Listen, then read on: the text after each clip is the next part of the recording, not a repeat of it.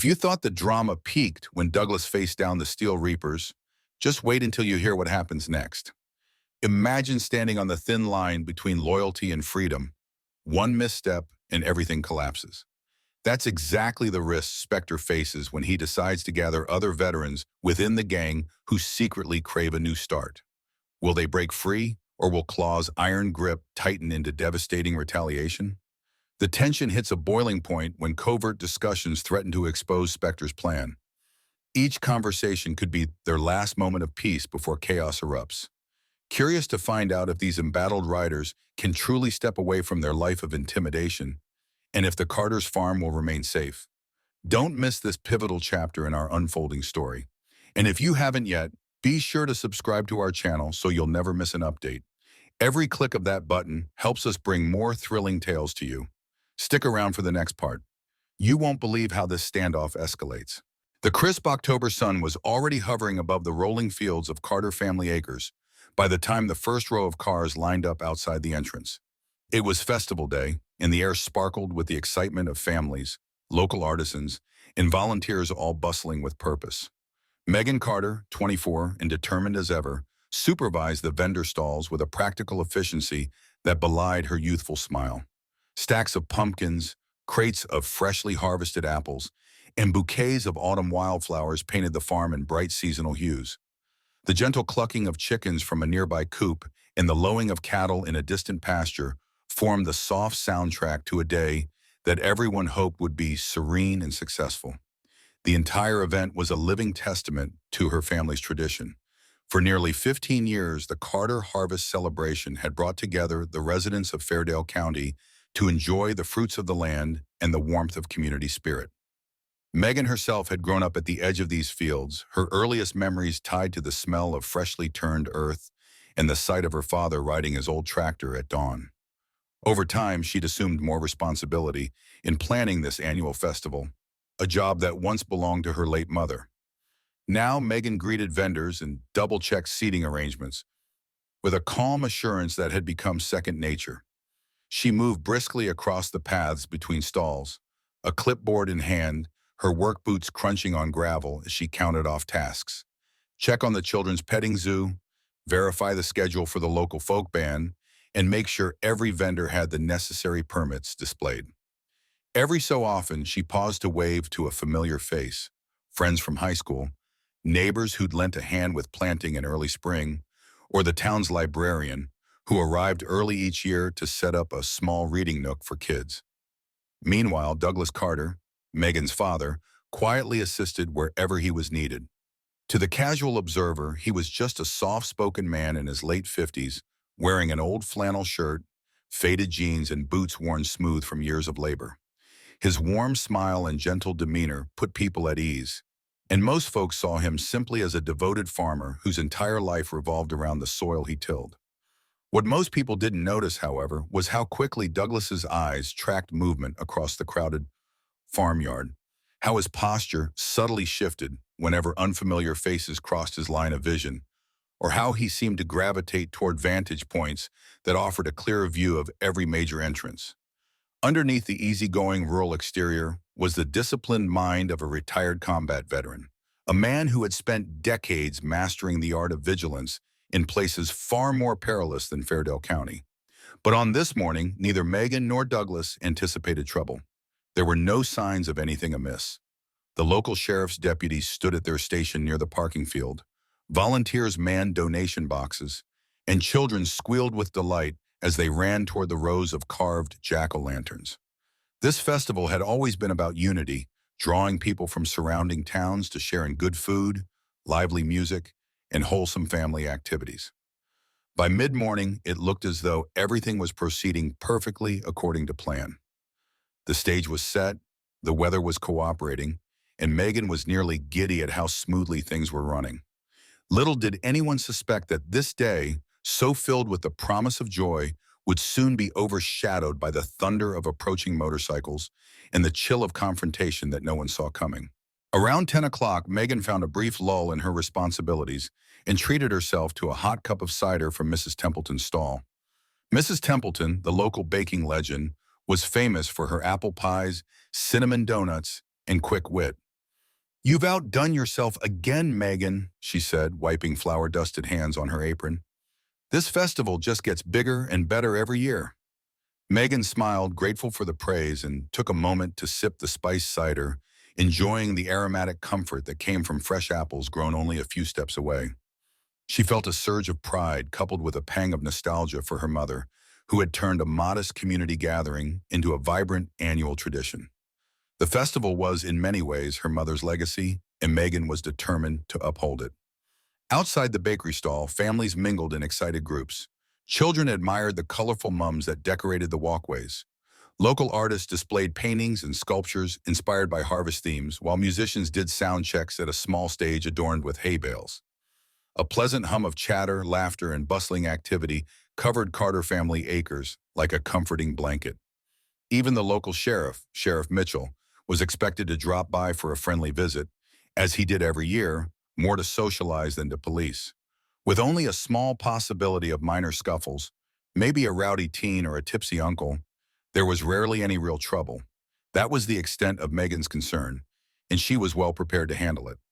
However, several miles away, on a county road that led straight to the Carter family land, another kind of group was traveling with an entirely different purpose. The Steel Reapers Motorcycle Club, a name that rang alarm bells for many who lived in certain parts of the state, rumbled down the asphalt in precise formation. Their rides were a mixture of gleaming chrome and matte black, each adorned with insignias that hinted at a proud, often violent, heritage.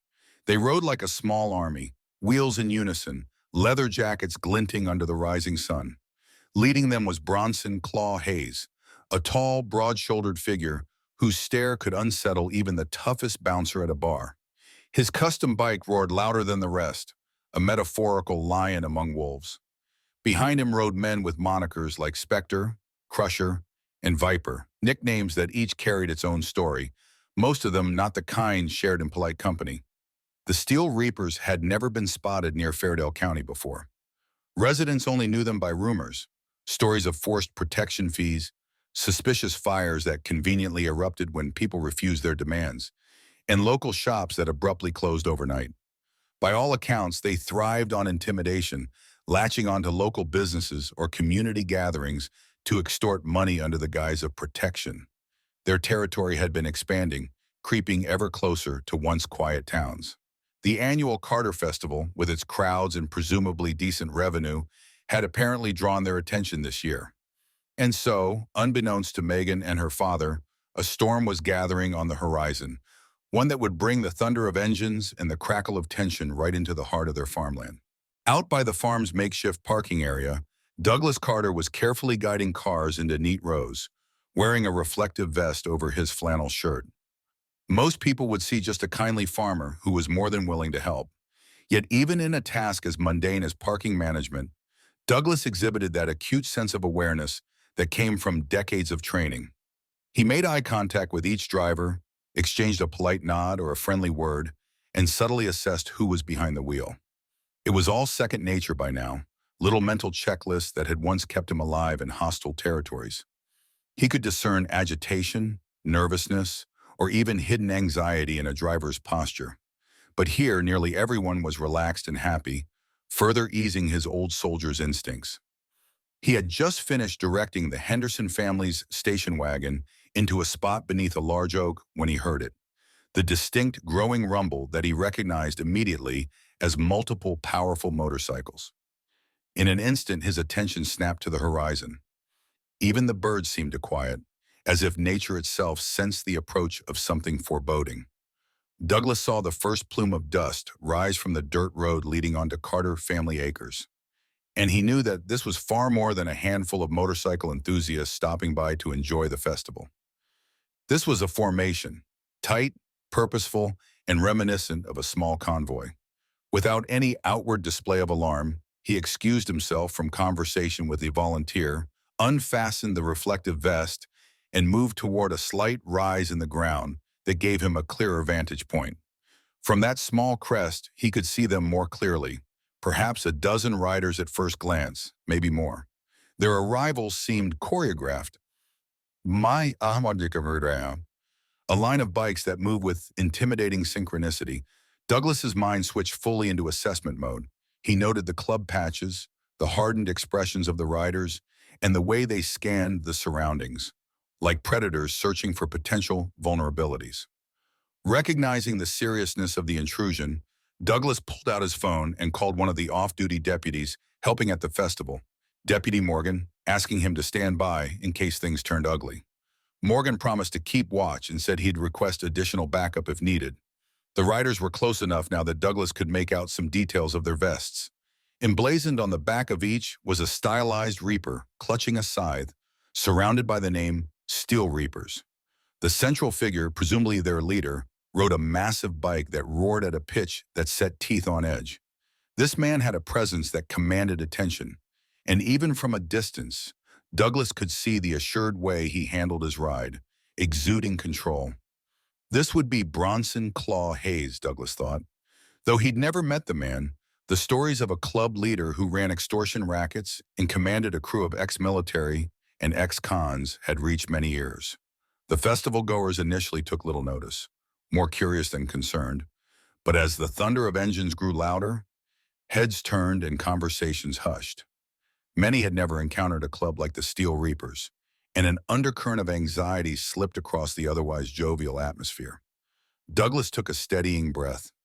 He wasn't one to look for trouble, but if the Steel Reapers had come to Carter Family Acres looking for an easy target, they were about to learn that the quiet life of a farmer could hide a much more formidable past, and that a father, no matter how mild his reputation, would do anything to protect his daughter and their community. Inside the main festival area, the laughter of children mingled with the notes of a fiddle warming up for the midday concert. Megan, doing a final check on a vendor's permit, was just about to point a couple toward the pie eating contest sign-up when she heard the collective gasp ripple through the crowd. Setting her clipboard aside, she turned to see a procession of motorcycles weaving carefully, yet unmistakably assertively, through the crowd. If there was any doubt about their intentions, the bold patches and the rider's brazen demeanor dispelled it. The tall, broad-shouldered leader, Claw, brought his bike to a halt smack in the center of the main dirt path, shattering a few people who had been standing too close. The rest of the Reapers formed a semicircle around him, engines idling, as if they were claiming the heart of the festival as their own. Several of the riders dismounted, each exuding a tension that bristled just beneath the surface. Megan felt her stomach tighten. In that frozen moment, she realized that this was no casual visit. She also realized that all eyes were now on her because she was the festival organizer, the person people came to for guidance. As the onlookers stepped back, Megan squared her shoulders, inhaled a calming breath, and approached with a confidence that defied the tremor in her gut. "Good morning," she said, her voice carrying over the steady put-put of the motorcycle engines. "This is a family event, open to everyone, of course. Are you here to enjoy the festival?" She purposely injected a hint of friendly warmth into her greeting, hoping that she might diffuse whatever tension was brewing. Some of the Reapers exchanged looks of amusement, while others kept their eyes fixed on Megan with an unsettling intensity. It was Claw who spoke first, his voice carrying the gruffness of gravel underfoot. "Came by to check out what you've got going on here," he said, scanning the nearby booths where vendors stood frozen in mid-task. "Looks like quite the operation. Lots of merchandise, plenty of visitors, decent amount of cash changing hands. Seems like an event that needs proper security." The way he drew out the word security left no doubt that he had more in mind than festival bracelets and volunteer patrols. A man with a shaved head and a thick neck, Crusher by the name patch on his vest, chuckled as he reached out and flicked the corner of a vendor's display sign, causing a row of handmade candles to wobble precariously. Megan's heartbeat pounded in her ears. She refused to back down, though her legs felt like they might give at any moment. "We already have coordination with the local sheriff's office," she said, maintaining a level tone. "Deputies are on site and the community volunteers have everything handled. Thank you for your concern, but we're all set." Claw tilted his head. "Is that so?" His gaze flicked over to where a couple of uniformed deputies stood, obviously unsure of how to proceed against a group this large and potentially hostile. Sometimes a festival like this needs a different kind of protection, particularly if you want to keep these booths from getting, shall we say, accidentally damaged. And with that veiled threat in the air, everyone in earshot realized the festival's day of celebration was teetering on the brink of something far darker. Spectre, Claw's second in command, walked around the perimeter of the festival's central area like a lion circling its prey. He had an oddly calm demeanor, his eyes scanning each face, each stall, as though he were taking inventory. Even more disturbing than his silent intimidation was the precision of his movements. Spectre seemed to calculate possible escape routes, vantage points, and chokeholds, a trait that didn't come from civilian life. If Claw commanded attention through sheer presence, Spectre demanded it through his deadly efficiency. Some of the vendors shrank away, and mothers gathered their children closer. The once lively chatter had fallen into uneasy murmur, replaced by the hum of engines and the undercurrent of dread. Megan's mind raced for a solution, some form of de-escalation. She was not naive about the world, but neither had she ever experienced an actual gang stepping into her life with such overt menace. "I'm Megan Carter," she finally said, introducing herself in an attempt to bring humanity to the situation. If she could engage them in conversation, maybe she could keep this from spiraling. "I manage this event. If you have concerns, we can schedule a meeting with the festival's planning committee after today's activities. We're quite open to discussing official partnerships." Claw's face twisted into a smirk. "Meeting? Paperwork? Lady, we're more hands-on than that." He slid off his bike, boots crunching the gravel as he stood at his full imposing height. The tension escalated another notch. "We've noticed that a lot of places around here lack real protection. Sure, you got your small-town cops, but let's face it, they're not always around when trouble shows up. We make sure trouble doesn't happen for a fee." The pointed emphasis on those last words was a punch to the gut for anyone listening. The crowd quietly parted as Claw stepped closer, testing just how far he could push Megan before she flinched. Megan held her ground, but she was privately astonished at her own nerve. If only her father were here. That single thought steadied her. She knew Douglas was somewhere on the grounds, undoubtedly having noticed the commotion by now. "We haven't had any incidents in the 15 years we've been running this festival," she replied, her voice measured. "I don't see why today would be any different." A flicker of annoyance passed across Claw's features. "We're offering you a chance to keep it that way. Be smart, Miss Carter. If you don't hire us for security, something unfortunate might happen. An accident, maybe. One of these booths could catch fire. Fights could break out. You never know." Spectre, overhearing, stepped up beside his leader. He cast a look at Megan that was almost apologetic, as though even he recognized this was heavy-handed. Yet he said nothing to counter Claw. After all, intimidation was their trade, and quiet compliance was how they often sealed deals. "Better for everyone to cooperate," Spectre finally added, in a voice so low it almost rattled. Glancing around, Megan could see the festival-goers frozen in place, uncertain whether to pack up or wait for an official directive. Her heart hammered in her chest, but she refused to show fear. "I'll have to talk with my father," she said, turning slightly to signal one of the security volunteers to discreetly find Douglas. "He's the landowner, and no decisions get made without his approval." She prayed her father's presence would shift the power dynamic, little knowing how drastically it would shift once the Steel Reapers realized just who they were dealing with. Meanwhile, at the edge of the festival grounds, Douglas was already in motion, quietly observing the entire scenario from behind a stack of hay bales. He had slipped through the crowd using an old soldier's trick, moving with purpose but not drawing attention. He noted the faces of the Steel Reapers, counting them. 1, 2, 3, 8 already in the central area, with more scattered, possibly near the parking or entrance. He made mental notes of who stood where, cross-referencing their body language with his ingrained knowledge of potential threat levels. Some looked like they were spoiling for a fight, fists clenching, shifting weight from foot to foot, while others wore the aloof mask of seasoned professionals. Above all, Claw and Spectre clearly led the pack, the rest taking their cues from those two. Douglas pressed a finger to his earpiece, actually just a simple walkie-talkie headset used by festival organizers.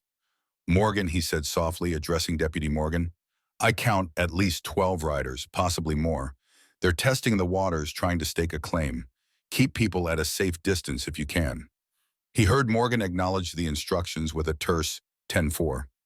The deputy had signaled for backup, but the next station was 20 minutes out. Maybe more if traffic was bad. Staying low, Douglas navigated around a cluster of picnic tables. He saw Megan talking to Claw. Even from this distance, he recognized her posture, a bold front she wore when cornered. Something inside him stirred, that paternal instinct that had once blended seamlessly with his duty as a soldier to protect those who relied on him. And he forced himself to stay calm. Charging in like a vigilante would only escalate matters. His best approach was to gauge the Steel Reapers' readiness to fight, figure out if they'd come armed, and then position himself to neutralize the threat with minimal harm if push came to shove. His mind flicked back to the places he'd served, the dusty roads and war-torn villages halfway across the world where threats came in swift, brutal waves. He remembered well the lessons of reconnaissance: gather information, assess the risk, plan a strategy. This was different, though. The stakes were personal. These men weren't waging a war for land or ideology. They were extortionists looking for easy prey. And yet, Douglas knew how unpredictably violent individuals like this could become when money was at stake. His boots touched the grass with near-silent steps as he moved to a vantage point near a vendor stall selling homemade jams. From behind a table covered in strawberry preserves, he spotted Crusher, the large man with the shaved head, looming threateningly near a group of teenage boys who were filming the spectacle with their phones.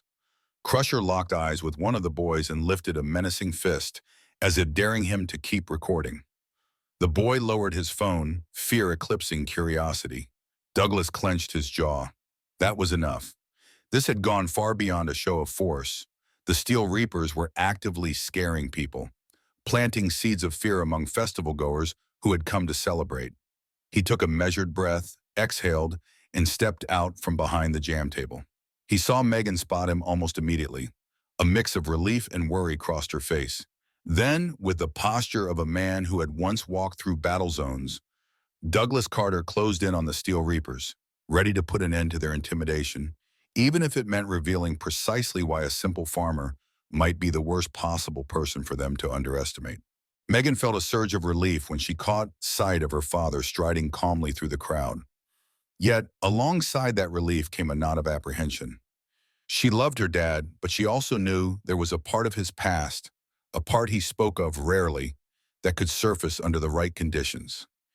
Even so, she believed wholeheartedly that if anyone could de-escalate this, it would be Douglas Carter.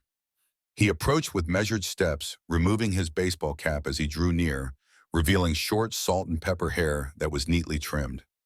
Megan inhaled sharply when she saw the look in his eyes. Clear, steady, and utterly unafraid. Claw pivoted his head toward Douglas, sizing him up in an instant. "You must be the old man in charge," he said, half a sneer, half a challenge. "Your daughter here says she can't make any deals without you." Douglas spared a glance at Megan, confirming she was unhurt, then turned to Claw with a respectful nod. "I'm Douglas Carter. Yes. This land, in this festival, belong to my family. You're welcome to look around, have a good time, so long as you follow the rules we've set for everyone. No harassment, no intimidation. That's non-negotiable." Claw and a few of the others let out short, mocking laughs. Crusher clapped a heavy hand on the shoulder of one of his biker companions, as if to say, "Get a load of this guy." But Douglas stood his ground, serene in demeanor, yet radiating a quiet authority that wasn't lost on the more observant Reapers. Spectre, in particular, seemed to watch Douglas with unusual intensity. Something about the older man's posture or the way he spoke must have piqued Spectre's professional instincts. Claw stepped closer, his looming figure a stark contrast to Douglas's lean frame. "We've been telling your daughter that a gathering like this needs extra security," he said, voice dripping with condescension. "Protection from accidents that can happen when you least expect it. You pay us, things go smoothly. You don't pay." He trailed off, letting the unspoken consequences hang in the air. Megan shuddered inwardly. She couldn't stand seeing these men treat her father with such disrespect. But Douglas remained unflappable. "I appreciate the concern," he replied, tone cool, "but our arrangement with the sheriff's department has served us fine for years." Claw's lips curled into a grin that didn't reach his eyes. I've seen the deputies. He jerked his chin in the direction of two uniformed officers. I'm not impressed. We both know how slow they can be when real trouble starts. Just think about what might happen to these nice folks here if trouble found its way in. Megan felt her nails dig into her palm. It was a brazen threat, pure and simple. And for a moment, a quiet hush descended over the festival crowd, as if everyone collectively held their breath. Then Douglas took a single step forward, closing the distance between him and Claw. The move was subtle, but for those paying attention, it altered the balance of control. Claw's grin faltered just a little. Let's be clear, Douglas said, his voice lower now, but somehow carrying even more weight. Fairdale County welcomes visitors who come in peace. But if you've come to disturb that peace, you'll be disappointed. His gaze locked onto Claw's. There are easier places to pull a stunt like this. You might want to reconsider how you proceed. The transformation in the atmosphere was palpable. Crusher tensed, Spector's brow furrowed slightly, and Claw's expression hardened into something akin to anger mixed with reluctant respect. A farmer wasn't supposed to speak this way. A farmer wasn't supposed to look them in the eye without flinching. And a farmer certainly wasn't supposed to send that subtle message. You are not the biggest threat here. Even though the tension had ratcheted up, Megan noticed how her father's demeanor remained calm yet firm. She saw the slight shift in the surrounding bikers. Some of them blinked or exchanged uneasy glances, as if they couldn't quite put their finger on what was off about Douglas. In a standoff like this, bullies expected the usual signs of fear: trembling voices, eyes darting away, submissive posture. Instead, they were confronted by a man who seemed almost prepared. It was the sort of readiness that took them by surprise. Claw's jaw muscle tightened, and for a brief second, Megan worried he might try to lay hands on her father. But before any such move could happen, Spector cleared his throat and murmured something under his breath. Megan couldn't catch the exact words, but it was enough to make Claw pause. She guessed Spector saw something in Douglas, recognized a hint of controlled focus that suggested a history not apparent from his worn flannel and kind eyes. Maybe we should check out the rest of the place, Spector said, turning to Claw. Lots of stalls to see. We don't have to sort everything out right here. Claw took another second to decide, then gave a slow nod. The tension in his features indicated he wasn't backing down, just pivoting to a new tactic. He flicked his gaze over Douglas once more, like a predator memorizing an opponent's face, then signaled to the other Reapers. All right, Claw said, forcing a casual tone that didn't quite hide his frustration. We'll take a stroll. Look at what you're selling, but don't think we're done with this conversation. His eyes roamed over Megan and Douglas with an implied threat. Then he turned on his heel. Crusher and a few others followed him, fanning out into the festival. Engines had been cut, and most riders were on foot now. Each step they took was deliberate, designed to make onlookers uneasy. In their wake, the crowd parted like water around a ship's prow, uncertain whether to run or stay. A quiet hush fell over the area once the bikers dispersed among the booths. Megan exhaled, unaware she'd been holding her breath.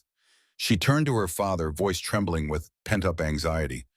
Dad, I didn't know what else to do. Douglas placed a reassuring hand on her shoulder. You handled yourself well, he said, softly enough that others nearby couldn't overhear. I'm proud of you, but now we need to be cautious. These men will try to corner vendors, spook them, maybe even vandalize something to prove a point. The best way to protect everyone is to stay calm but be ready to respond if they cross the line.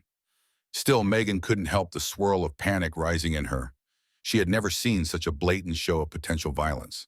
She glanced over to see a group of steel-eyed bikers stopping by a stall selling glass-blown ornaments. The poor artisan looked terrified. Another group approached the cornstalk maze, where children laughed and played unaware of the lurking threat. We have to stop them from hurting anyone, she said under her breath, clenching her hands. Douglas nodded gravely. We will. I've got Deputy Morgan calling for reinforcements. But until they get here, I'll do whatever's necessary to keep these people safe. Megan, remember, these men aren't unstoppable. They thrive on fear. Don't give them the reaction they want. His words, so steady and calm, reminded her of how he'd once told stories about teaching younger soldiers to keep their cool under fire. It was the same measured focus he'd shown back then. Megan felt a renewed sense of confidence. If her father said they could handle this, she would believe him, even if handling it meant uncovering the side of him that had remained largely hidden since he returned from military service long ago. The Steel Reapers split into smaller knots, each claiming a patch of territory among the festivities. One group took interest in the food stalls, sampling funnel cakes and cider in a manner that felt less like casual enjoyment and more like a predator tasting prey. Another strolled among the craft tables, making lewd comments about handmade quilts and painted pottery, lingering far too close for comfort. The entire atmosphere shifted. That carefree cheer associated with the harvest time was overshadowed by an unspoken sense of danger. A few families with small children decided to leave, casting apologetic looks at Megan as they hurried out. It pained her to see them go, but she understood. She'd probably do the same if she was just a visitor witnessing this standoff. Meanwhile, Douglas shadowed the bikers in a discreet circuit, not wanting to provoke them directly, but also not giving them room to intimidate anyone unchecked. Whenever a Reaper started harassing a vendor, Douglas would appear as if from nowhere, calm, unassuming, yet somehow always in the right place at the right time. "Everything all right here?" he'd ask, his polite tone masking the underlying warning. The bikers often muttered something rude or offered a sneer, but they generally backed off. Spectre, more perceptive than the others, noticed this pattern right away. He seemed both curious and wary about Douglas's ability to subtly corral them. At one point, Crusher, the big enforcer who seemed to relish being feared, upended a display of homemade candles in front of a teenage vendor. Wax and wicks clattered to the ground, startling onlookers. Just as he raised his hand to knock over another display, Douglas stepped in. Standing inches away, he calmly said, "That's enough." The tone of his voice hinted at a deeper authority, one that belied his simple attire. Crusher looked him up and down, hesitated, then grumbled something unintelligible before backing off. That single interaction was enough to make the crowd whisper. No one had ever seen a man talk Crusher down so succinctly. Megan, meanwhile, was doing her best to reassure attendees that the situation was under control.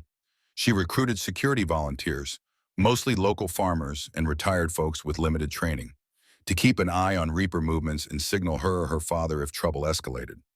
She instructed vendors to remain calm, stay alert, and avoid direct confrontations if possible. Fear was a commodity that the Steel Reapers exploited.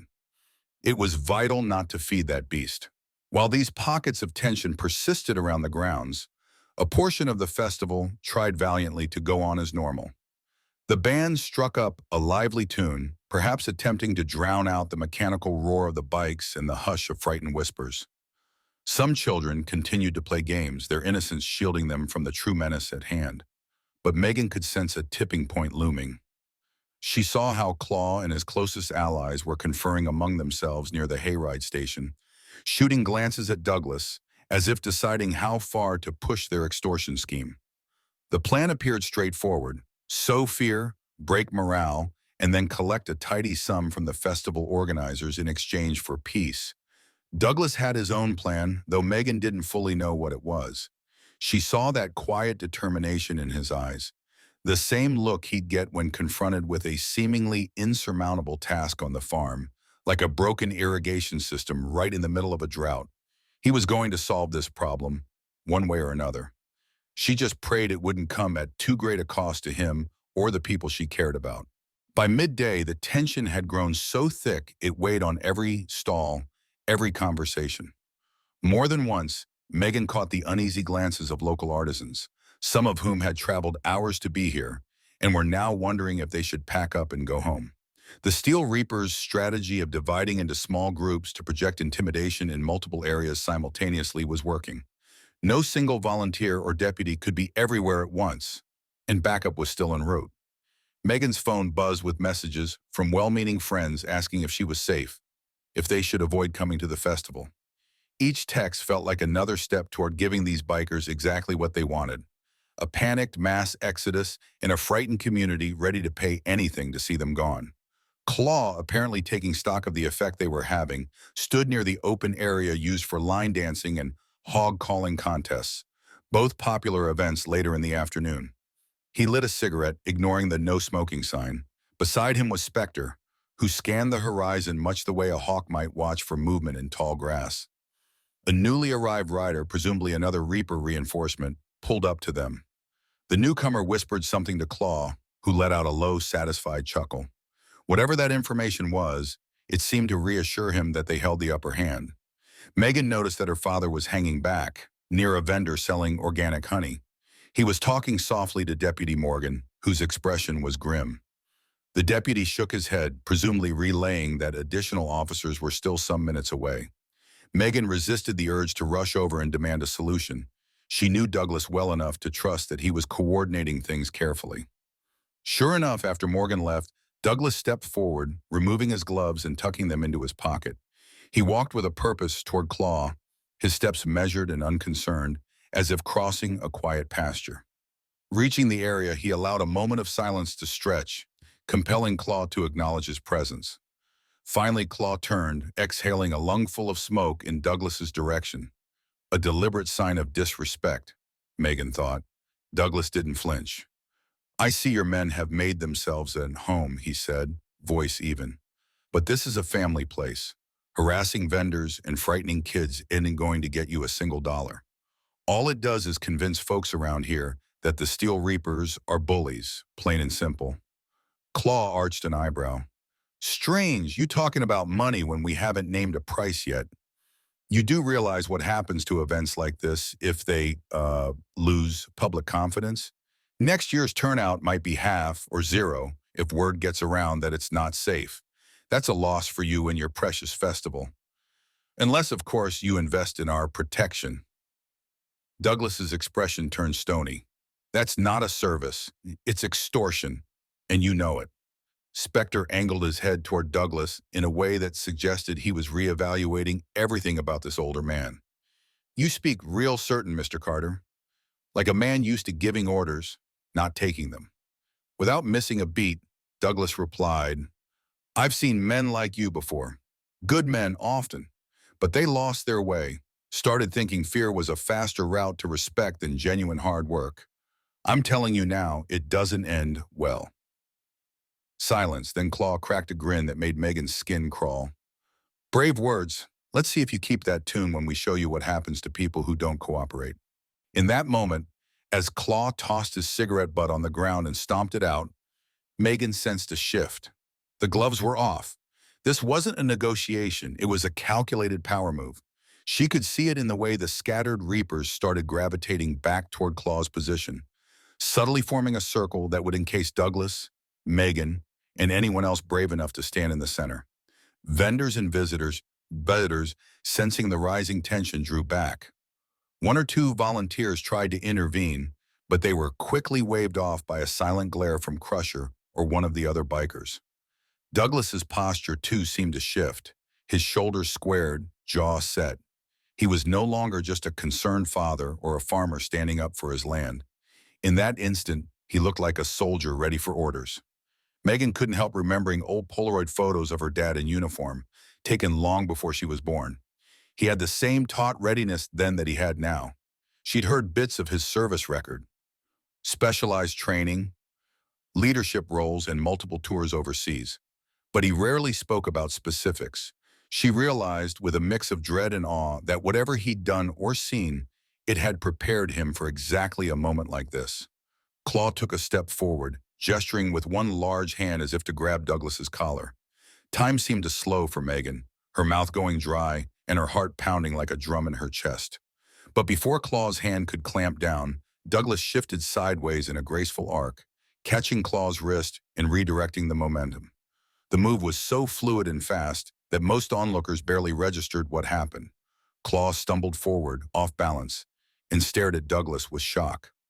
Crusher swore under his breath, stepping in, but found his path blocked by a pivot of Douglas's leg that nearly tripped him. It was minimal contact, yet executed with a mastery that left Crusher blinking in confusion. Spectre's eyes narrowed. He recognized technique when he saw it. This was no bar brawl or scuffle. This was advanced training, probably military in origin, the kind taught to special units. The silence among the Reapers was telling. They weren't used to being handled like amateurs. A few of them reached for concealed weapons, but they hesitated. Something in Douglas's stance signaled that the next wrong move could have dire consequences. Claw rubbed his wrist, scowling. "Who the hell are you?" he demanded, bafflement seeping into his anger. Some of the festival goers gasped. They'd never imagined their mild-mannered neighbor was capable of moving like that. Douglas's voice was calm, measured. "Just a farmer who's had enough." His eyes flicked to the half-dozen bikers edging closer. "No one here wants to fight, but if you insist on threatening these people, I'll protect them." It was a simple statement, yet laced with a quiet power. Megan felt a swell of pride and a pang of worry. She'd seen her father wrestle stubborn cattle, repair impossible machinery, and endure scorching summers without complaint. But she'd never witnessed him in this mode, emanating the aura of a battle-hardened warrior. Spectre broke the tense silence. "Claw, hold up," he said softly, stepping between his leader and Douglas. He shifted his gaze to the older man. "You've done this before. Where'd you serve?" That single question, surprising as it was, carried an undercurrent of respect, like a soldier recognizing another. Megan's eyes widened because Spectre had pinpointed exactly what most townsfolk never suspected. Douglas Carter wasn't just a farmer. He was a combat veteran who had witnessed more conflict than the entire Steel Reapers crew combined. And for the first time since the Reapers roared into the festival, Megan saw a glimmer of uncertainty cross their faces as they realized they had poked a sleeping giant. The midday sunlight seemed to turn harsh, as though the very skies above Carter family acres were reflecting the brewing conflict on the ground. An uneasy ring of onlookers stood at a distance, torn between morbid curiosity and concern for their own safety. Children were ushered away by anxious parents, while several of the off-duty deputies hovered near the festival's edges, hands close to their holsters. Megan Carter found herself locked in a moment of suspended dread, unsure whether this confrontation would end in bloodshed or if cooler heads might still prevail. Her father, Douglas, stood at the focal point of that tension, calmly meeting the narrow-eyed glares of the Steel Reapers. If the bikers expected him to waver, they were sorely disappointed. Douglas's bearing remained steady, his voice composed as he addressed Spectre's question. "I served in multiple theaters overseas. Let's leave it at that." He paused, his gaze drifting briefly over the circle of riders, noting who seemed ready to draw a weapon, who appeared unsure, and who might be searching for a way out. "But this isn't about me or my service record," he continued. "It's about you choosing to bring violence into a place that doesn't deserve it." Claw flexed his fingers, his posture radiating simmering anger. "I've had enough of this holier-than-thou routine," he growled. "You think your combat past makes you untouchable? We've dealt with ex-military before. Don't make us show you how we handle stubborn cases." Crusher, shifting his weight from foot to foot, added in a voice that was more bark than bite. "Just give us what we want, old man, and no one gets hurt. Real simple." Douglas glanced at Crusher with something like pity. "Maybe you don't understand what real strength is. It's not about how many people you can scare. It's about knowing when to stand up for what's right." Spectre eyed Douglas carefully, some unspoken knowledge passing between them. Veterans could spot each other's training, sense it in the stance, the measured breathing, the quickness with which one could strike. Yet for all his bravado, even Spectre seemed hesitant to launch a direct attack. He likely recognized that Douglas would not be an easy man to best. Around them, the tension felt like static electricity, ready to spark at any moment. Megan couldn't watch passively anymore. She stepped up beside her father, her heart thudding so hard she could hear it in her ears. "The sheriff's backup will be here soon," she said, raising her voice so the surrounding crowd could hear. "You won't be able to intimidate the whole county. There are laws. There's an entire community that won't let you roll over them." Claw's sneer twisted his face. "You put too much faith in small-town cops. By the time they get here, we'll have made our point." He glanced around as though surveying the best way to strike next, maybe toppling more vendor stalls, maybe threatening another family. But before he could act, a distant siren wailed on the horizon, a faint but unmistakable sound carrying across the farmland. The approach of law enforcement should have been a relief to Megan, yet she saw how the bikers' expressions hardened. They had a limited window to seize control, and that made them even more dangerous. The sirens got marginally louder, the wind carrying the echo of approaching squad cars across open fields. Perhaps only a few more minutes separated the Steel Reapers from a larger police presence. For a group that thrived on instilling fear, they faced a crucial choice: back down and leave before reinforcements arrived, or double down on intimidation to force a quicker payoff. Megan could practically see the calculations unfolding in Claw's head as his eyes swept the festival. His men, too, stood in various states of readiness, some with fists clenched, others tapping anxious fingers against hidden blades or firearms. Douglas, for his part, held firm. If he felt the weight of so many potential weapons being aimed, at least in spirit, at him, he gave no outward sign. His manner was almost professorial as he spoke again, addressing not just Claw, but every member of the Steel Reapers within earshot. Violence won't get you what you want. Not here. The people of Fairdale County stand together. And if you think this festival doesn't have contingencies in place, you're underestimating us. Ask yourself if that's really worth the price you'll pay.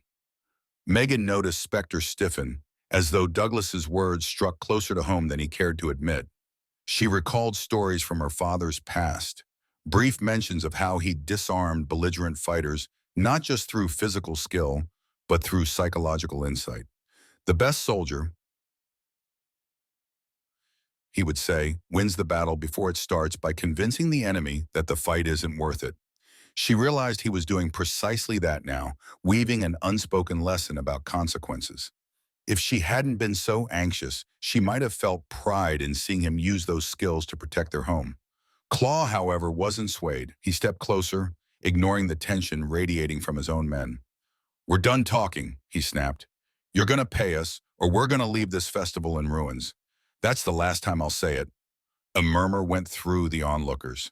Frightened vendors, local families, teenagers who had never seen a real gang confrontation except in movies. The unspoken question loomed: what would happen first? Police arrival, or the bikers' violent outburst? Crusher moved in behind Douglas, clenching his hands as though ready to grab the older man in a chokehold. Before he could, Megan sidestepped to block him, her heart racing. She had no illusions that she could physically overpower Crusher, but maybe she could disrupt his focus. For a split second, the big man faltered, as if taken aback by her audacity. But then a savage gleam appeared in his eyes. "You got nerve, girl," he hissed. "Might just teach you a lesson." The threat made Megan's pulse skyrocket, yet she forced herself not to retreat. She refused to be a bystander to her own father's defense. That was when Douglas acted, his voice low and commanding. "Crusher, step back." It wasn't a plea, it was an order. And in the half-second of hesitation that followed, Douglas maneuvered to place himself between Megan and the enforcer, every line of his body radiating readiness. For the first time in Megan's life, she saw real fear flicker in the biker's eyes. The notion that a mild-mannered farmer could provoke fear in a hardened gang member was nearly surreal. In the background, the sirens wailed louder, creeping ever closer, marking time in a countdown neither side could afford to ignore. A wave of tension rippled through the festival grounds as the rest of the Steel Reapers registered Crusher's hesitation. One of them, Viper by the patch on his vest, took a step forward to support his comrade, only to find his path blocked by two resolute off-duty deputies who had finally worked their way through the crowd. The deputies didn't draw their firearms, but the message was clear. They would not stand aside if the bikers tried to overwhelm Douglas.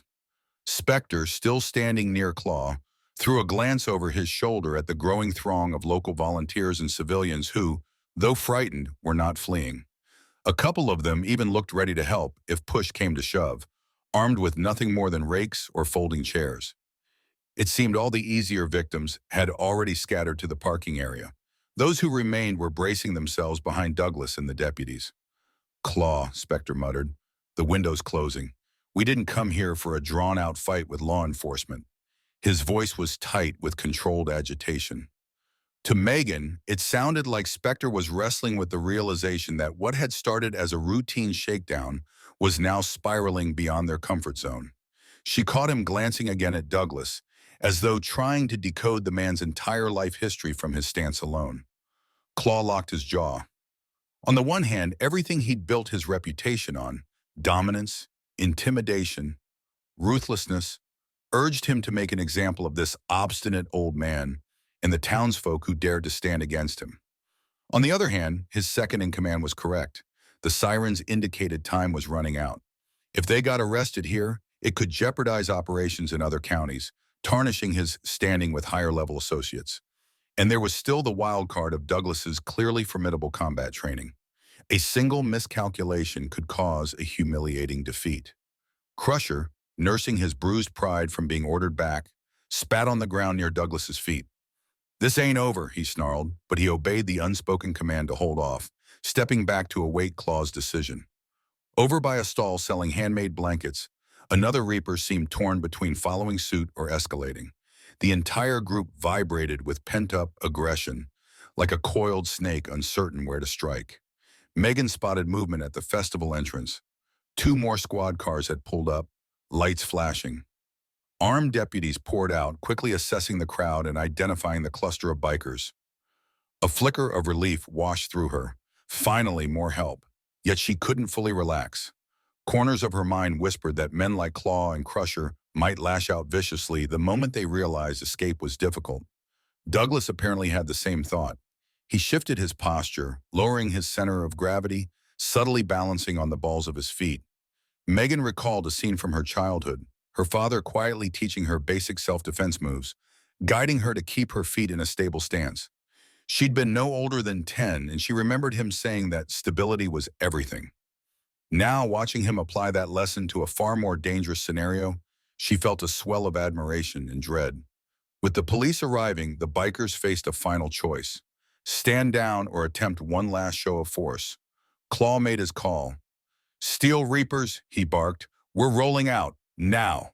The sudden order from Claw hung in the air, momentarily baffling some of his fellow bikers. Crusher, especially, looked about ready to protest, but a sharp glare from Claw shut him up. Spectre exhaled, relief and frustration blending into a single weary expression on his face. One by one, the Steel Reapers backed away, turning toward their motorcycles. It was a coordinated retreat, still menacing, but a retreat nonetheless. A collective sigh seemed to pass through the festival crowd.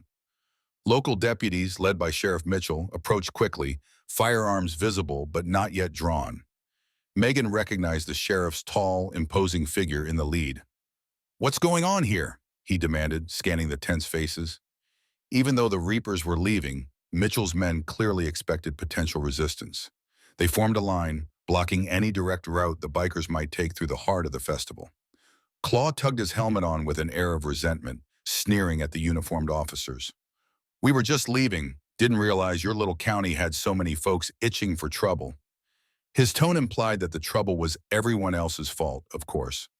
Crusher and Viper started up their bikes, engines roaring loudly in defiance. Sheriff Mitchell's gaze fell on Douglas, taking in the posture that hinted at something more than everyday farming.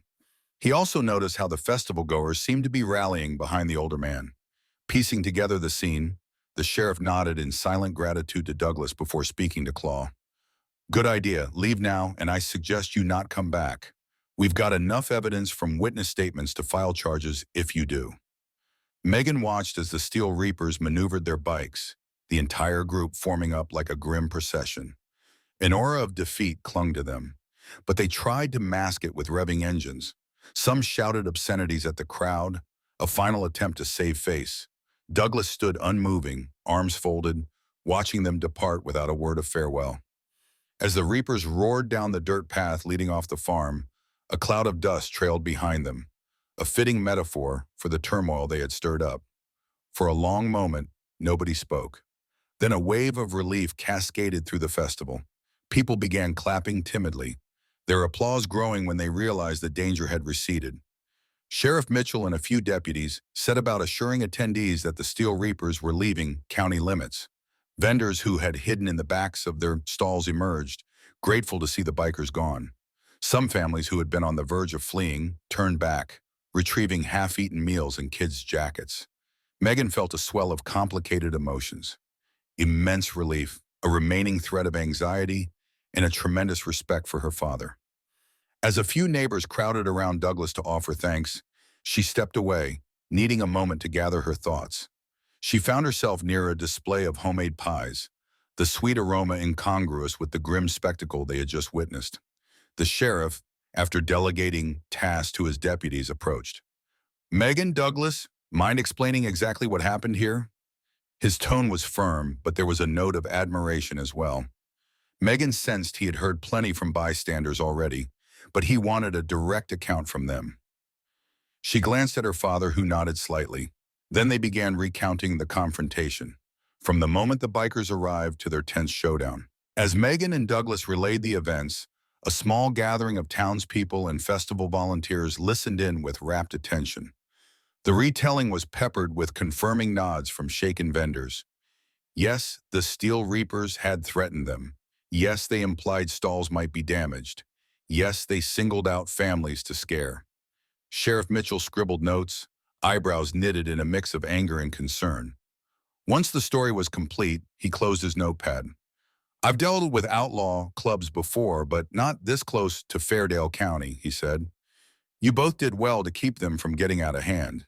He glanced at Douglas. "From the sound of it, they might have realized you're more than meets the eye." Douglas shrugged, trying to revert to his typical unassuming posture. "I did what anyone else would do, protect what's important. They caught me on a day when I wasn't in the mood to play along." The modesty in his tone was genuine, but nobody missed the subtext. An average civilian wouldn't have disarmed a biker leader so efficiently or stood his ground so confidently. Sheriff Mitchell gave him a curious look, then let the matter drop. "We'll file a report. Make sure the county knows they tried to intimidate a community event. Keep me posted if they show up again." With that, he tipped his hat, an old habit from his early patrol days, and turned to instruct his deputies to remain on site for the rest of the festival. It was a sensible move. Even though the Steel Reapers had left, no one wanted to risk them lurking on nearby roads, waiting for an opportunity to retaliate. Slowly, the festival atmosphere began to recover. The local band resumed playing, though their tune was a bit more subdued. Parents coaxed nervous children back into enjoying the activities. Vendors swept up any broken items and restocked their tables, heartened by the fact that the day's festivities could continue after all. Megan felt every ounce of stress in her body at once. She realized she'd been running on adrenaline, and now that the immediate threat had subsided, it left her feeling wobbly. With a murmured excuse, she stepped away from the group and found a quiet corner near a rack of handmade scarves. She closed her eyes, breathing deeply, trying to ground herself. She pictured how close they'd come to outright violence. Crusher's menacing glare, the lethal glimmer in Claw's eyes. It made her stomach churn. A moment later, she sensed her father's presence. Opening her eyes, she saw Douglas standing there, concern etched on his lined face. "You all right, Meg?" His voice was tender, the way it had been when she was a little girl and skinned her knee on the gravel driveway. She nodded, though tears pricked at the corners of her eyes. "Just processing," she admitted. "That was scary, Dad. I've never seen anything like that. And the thought of losing everything we've worked so hard for." She trailed off, shoulders trembling with pent-up emotion. Douglas wrapped an arm around her in a comforting half-hug. "I know," he said quietly, "but it's over for now. They won't try this again anytime soon, not with the sheriff breathing down their necks. You did great. You stayed strong in front of them." Megan leaned against his side, taking solace in his solid warmth. She didn't know what the future held, but for this moment, with the festival still standing and her father safe, she allowed herself to feel gratitude. The Steel Reapers were gone for now. Yet she also sensed that this wasn't the last they'd hear of Bronson Claw Hayes and his crew. Even as the Carter Harvest celebration limped back to life, word of the Steel Reapers' failed intimidation spread rapidly. Local radio stations reported that a notorious gang had shown up at the festival, only to be turned away by a determined community and a mysterious older man whose background remained the subject of rumor. By the time evening fell, Carter Family Acres was awash in conversations not just about produce and crafts, but also about the day's dramatic standoff. Friends called friends, and social media buzzed with stories of what had happened. Some postings framed Douglas as a heroic figure, while others worried that such defiance could invite retaliation. Days passed, and the festival wound down with surprisingly strong attendance, partly due to the publicity. Vendors reported decent sales, families made lasting memories, and despite the midday scare, the Carters received an outpouring of support. Meghan oversaw the final teardown with a sense of relief. No further incidents had occurred, and the sheriff's presence had been reassuring. Yet a persistent tension sat like a stone in her gut. She'd catch her father standing on the farmhouse porch in the early morning, scanning the horizon. She knew he worried about a return visit from the Reapers as soon as law enforcement's guard dropped. Her suspicions were confirmed one afternoon when she found Douglas in the barn, wiping down an old trunk she remembered from childhood. He looked up with a faint, almost guilty smile. "Hey, Meg, just tidying up." She peered over his shoulder and saw the trunk contained items she barely recognized: military patches, a folded uniform, and what looked like a carefully disassembled firearm. In a corner lay a slender metal rod that could be a rifle barrel. Megan's breath caught. "Dad," she began slowly, "are you really expecting them to come back with guns blazing?" Douglas sighed, replacing the lid on the trunk. "I hope not, but the day I stop being prepared is the day I leave you vulnerable." His voice was gentle but unwavering. "I'm not looking for a fight, but I won't be caught off guard either." Megan nodded, mixed feelings roiling inside her. She hated the idea of needing weapons on their peaceful farm, a place that symbolized community and harvest. But after seeing how close they'd come to violence, she couldn't fault her father's caution. "Do you think the sheriff has enough on them to prevent another attack?" she asked softly. He lifted one shoulder in a half shrug. "Mitchell has some statements, but it's mostly intimidation. A lot of bark and not enough legal bite to guarantee convictions. Men like Claw know how to skate that line. If the Reapers do come back, it might not be in the form of a big spectacle. They might try sabotage or nighttime vandalism. I'd rather not live looking over my shoulder, but we can't ignore the threat." The barn felt quiet around them, the dust motes dancing in afternoon sunlight. Megan swallowed hard, tears burning at the back of her throat again. "I understand," she managed. "Just be careful, Dad. I can't lose you." Douglas placed a reassuring hand on her shoulder. "You won't. Not as long as I have any say in it."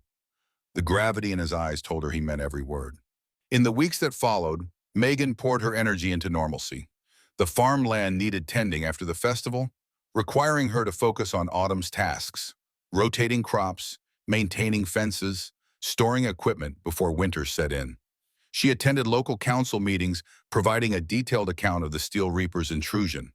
Her goal was to unite the community in a preemptive stand, so that if the gang attempted another move, everyone would be forewarned and prepared. Despite the sense of looming threat, life in Fairdale County resumed a semblance of routine.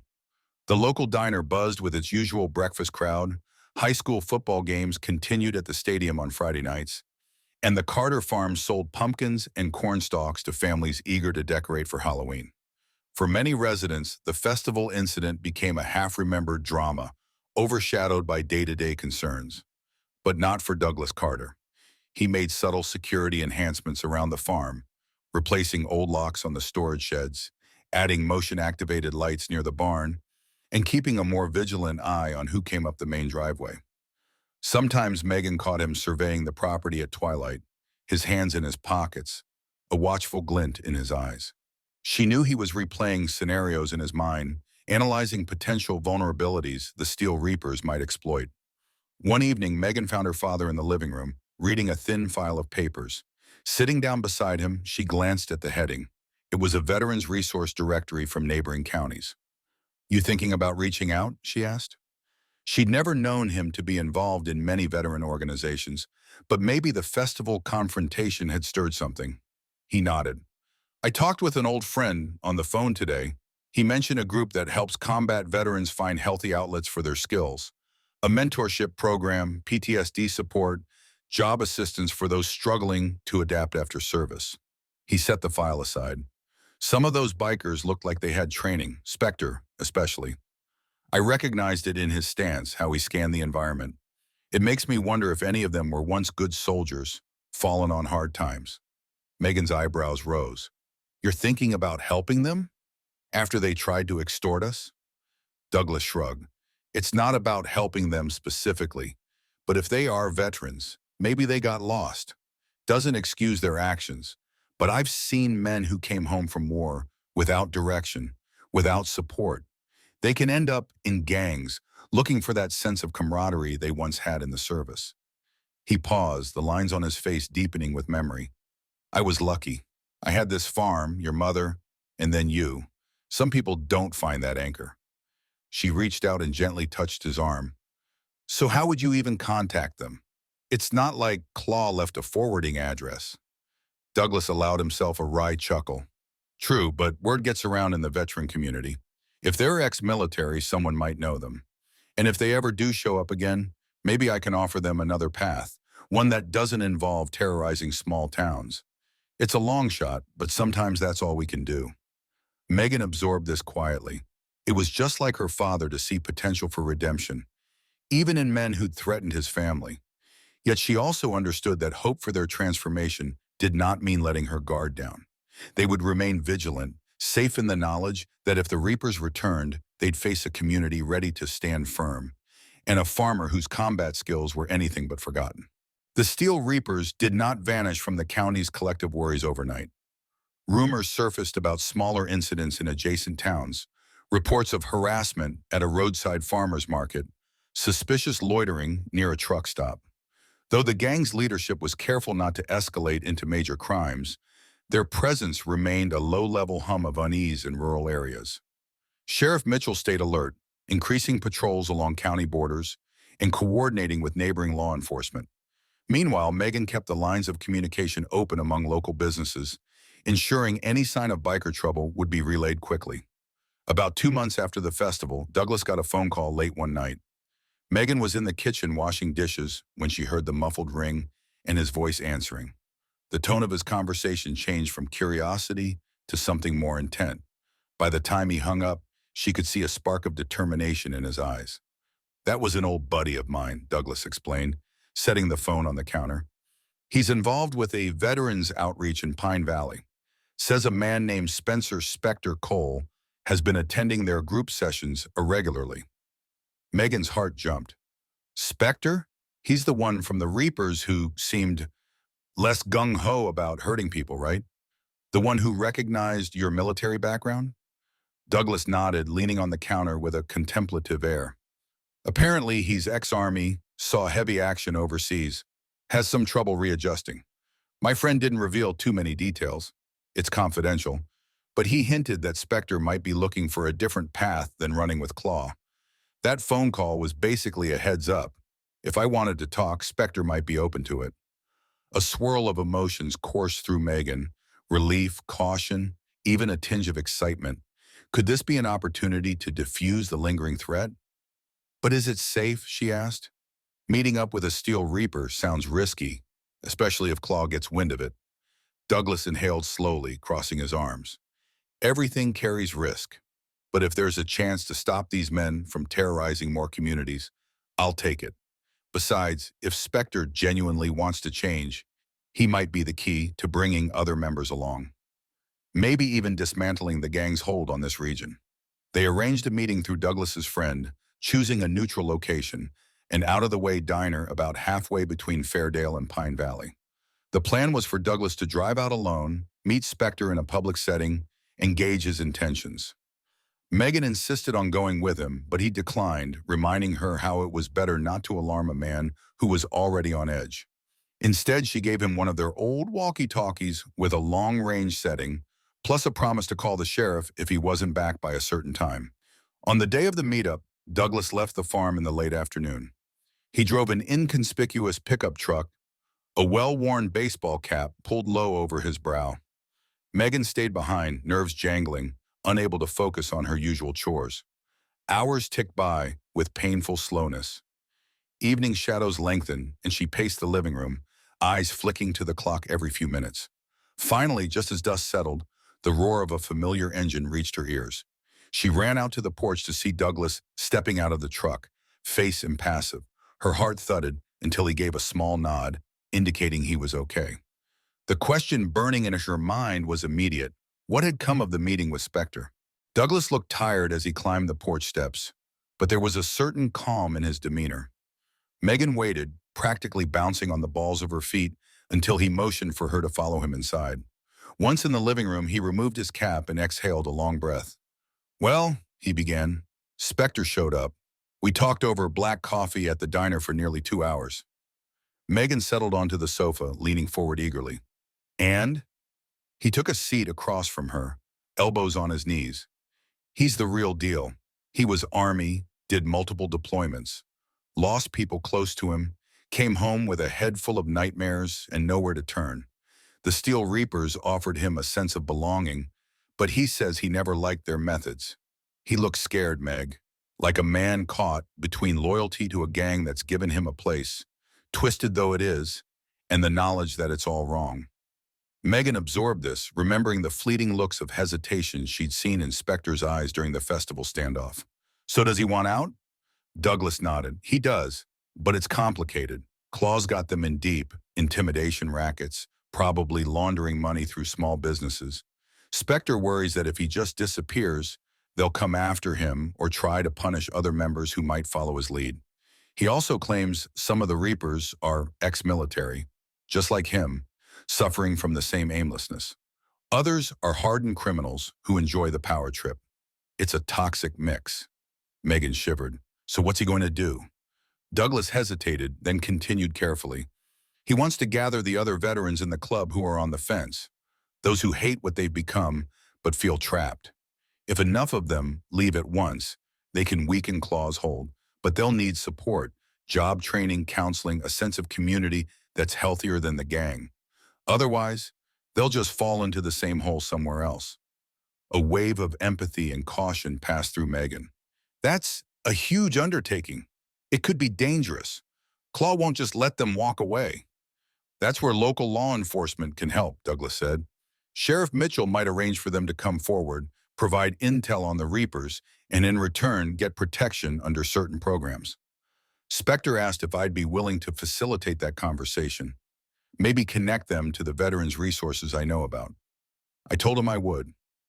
Silence settled between them as Megan weighed the risks. They were effectively inviting a portion of a criminal gang to pivot toward redemption, while also setting themselves against Claw in a more direct way than ever before. She could sense how precarious it was. A single betrayal, a single leak of wrong information, and the farm could be ground zero for another violent conflict. Douglas rose to his feet. "I know it's dangerous, Meg. If you're uncomfortable, say the word and I'll drop it. But I've always believed that if you have the power to help someone turn their life around, you owe it to them and to yourself to try." Megan stood as well, crossing the room to hug him. "I trust you, Dad, and I respect that you want to help them. Just promise me we'll be careful." He returned the hug, his voice quiet but resolute. "Always." Looking back on the entire ordeal, it's clear that determination, empathy, and community spirit can triumph over intimidation. Douglas's quiet heroism, combined with Megan's unwavering resolve, inspired an entire town to stand up for what's right. From the Reapers who chose a better path to those who remain loyal to Claw's reign of fear, every decision shaped a poignant lesson. No one is beyond the chance to change if they're given the right support and a reason to believe. Personally, I find hope in how neighborly compassion and a single veteran's steadfast moral compass managed to protect an entire community. It reminds us that true strength doesn't come from force alone, but from caring for one another, even in the face of danger. What do you think about this journey of redemption and resilience? Comment below with your thoughts, questions, or own personal stories. Let's keep the conversation going.